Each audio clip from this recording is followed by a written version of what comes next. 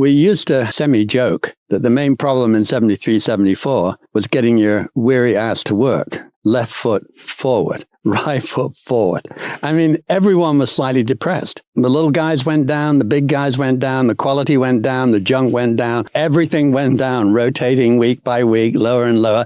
Oh my God, the big chemical companies yield 6%. Surely that will put the brake on. And it appeared to for a week or two, and then boom, and now they 7%, 8%, surely 9, 10. And finally, things like Celanese, Monsanto, and so on were yielding 10%. And finally, that did put the brake on. And at a lowly 7.5 PE and 10% yield on the big industrials, it stopped going down. But everyone was pulverized, and there was quite rapid inflation. So in real terms, I think the market went down about 65% and took no prisoners. It was just bad. Much worse than anything since then. And really, by everyone's agreement, the worst one, second only to the Great Depression. There was an oil crisis. Every serious spike in oil has been followed by a recession and a stock market decline. And that one was not only a real spike in oil, the biggest of all spikes, the two-pronged effort by the Middle Eastern powers to deliberately drive the price up, and lines of cars at the gas stations. But there was, out of that, rapid inflation, and out of that, very high rates. So the rates were going up as the stocks went down. And eventually the yield on stocks peaked around 82, 16% for the 30-year bond.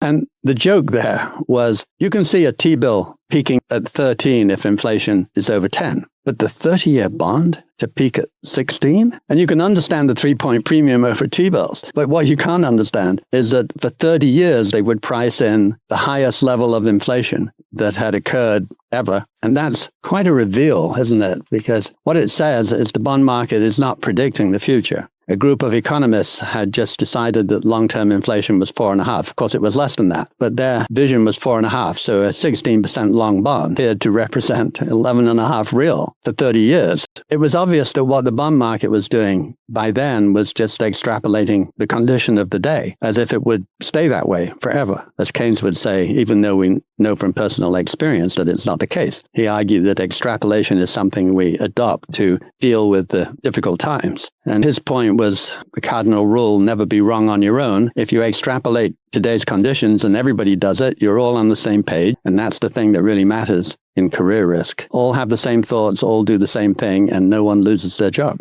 Every bull market is profit margins. 1929, 2000, 2022, and today, and almost in the housing bubble of '07, you have very, very strong earnings. And profit margins always used to be mean reverting. High returns attracts capital, drives them down, and vice versa. And you would think, therefore, that if profit margins are abnormally high, you'd be very careful about the PE you apply. And that is not how the real world works. 1929, peak profits times peak PE, 21 times earnings. Then the PE drops for a long time, and then it reappears in the Nifty 50. 1972, 21 times earnings again, times peak profit margins. And then on to 2000, world record profit margins times 35 times earnings. So they celebrated the new high in profit margins by multiplying by a new high in PE. And this is double counting of the worst variety. So in 1974, you have oil crushed margins multiplied by 7.5 times earnings. Then in 82, you multiplied by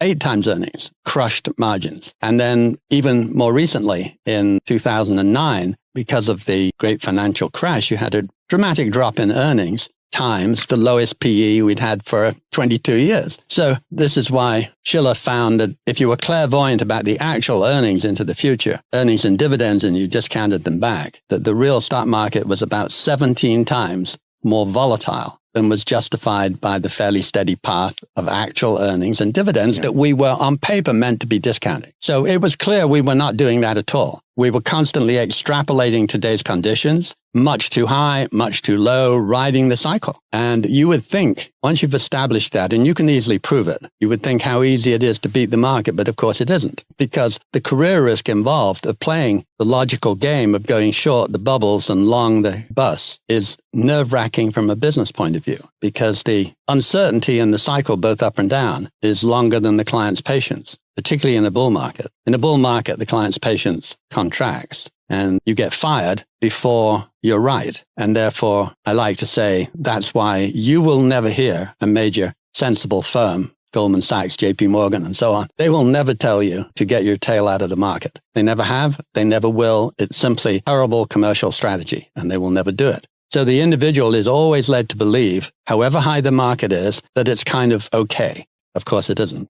1929, a very famous article said that basically all you had to invest was $50,000 and you were rich for life. I think Ladies' Home Journal. Market is just to buy and hold. And Jeremy Siegel wrote an article almost identical in the tech bubble of 2000 that you should just ignore the cycles and just tuck the stocks away and get rich. And of course, if you have a 50-year horizon, tucking stocks away and getting rich will do just fine because the market really does compound a little higher than makes sense. The market return is a bit higher than appears to be justified by anything approaching logic. So 8 real is just a very handsome return. On the other hand, half of all the time is spent climbing back to the old high. So 1929 doesn't get back there until about 1955. And then the next crash of the Nifty 50 in 72 doesn't get back there until 85, 86. And it turns out it's almost exactly half the time. So people think you're going up always. It's not so. You're going up half the time to new highs, basically, and half the time you're waiting to recover from some decent setback. So the terrible thing about peak markets is they don't predict much better than average times, economic and otherwise. They are always followed by the worst time. So 1929 priced higher than it's ever been, predicting, you would think on paper, wonderful times followed by the Depression.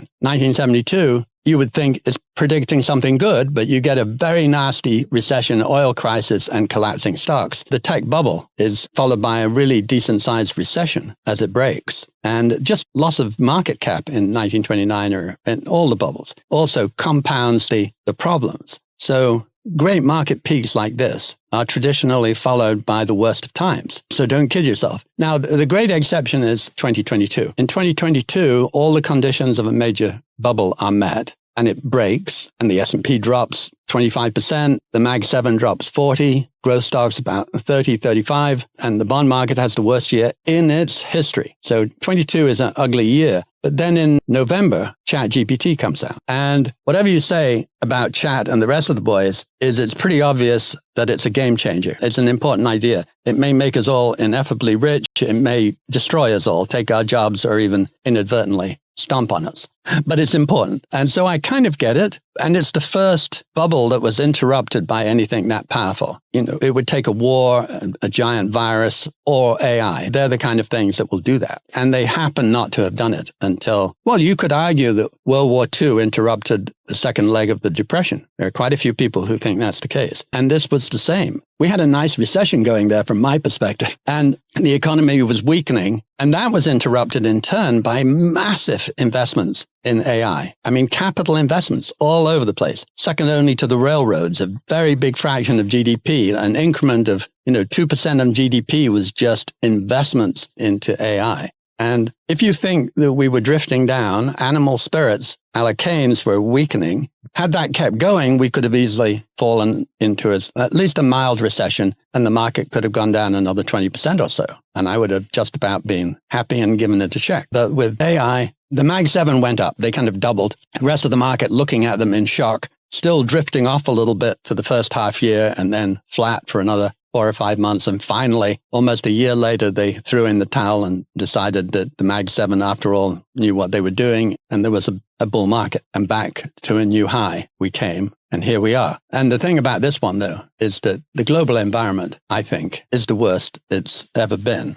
Technically, with clairvoyance, you knew that other things had been worse. You knew if World War II arrived, it would be worse. But in real life, you didn't know that. You didn't know that World War I was coming, or you didn't know that World War II was coming. It took odd behavior, archdukes being shot, and Hitler invading Poland. If he hadn't done that, we might have muddled through without a war. But this time, we have the Ukraine, the Middle East, really risky enterprises, Taiwan lurking over everybody's head. You know that trade wars are way on, tariff craziness beyond belief, etc. International trade has really carried the world since World War II, getting bigger and bigger fraction of everything. Everyone benefits, and now we're bound and determined, it appears, to have that go into reverse. So you have geopolitics, global trade, and then behind that you have climate change. I've been worried about climate change for 25 years, but it's only in the last 2 years it became big enough to actually impact global GDP, I think by about 0.5% a year. And the number of billion-dollar plus disasters have gone through the roof. Storms, floods, droughts, fires, continues to rise, as it will. And now, critically, insurance is becoming higher priced and, in some cases, impossible to get. Insurance really gets to the heart. It's very central, shall we say, to capitalism.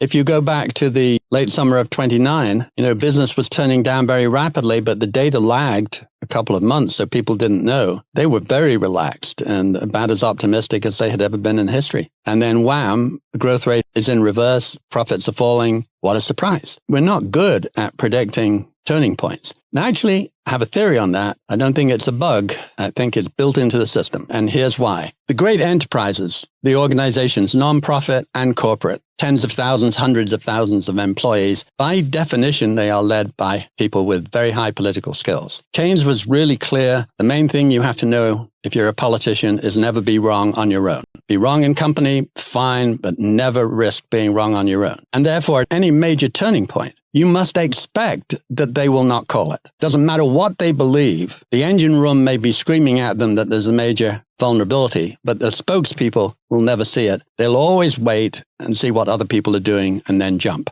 Not just the stock market, everything, real life. And so no one ever calls turning points. And therefore, an individual who has, in some cases, much less career risk is actually free to look at the data, to see the giant bubbles appearing. You have to be brain dead not to see it and act on it yourself. An institution cannot do that, will not advise you to do that. But you as an individual can see that.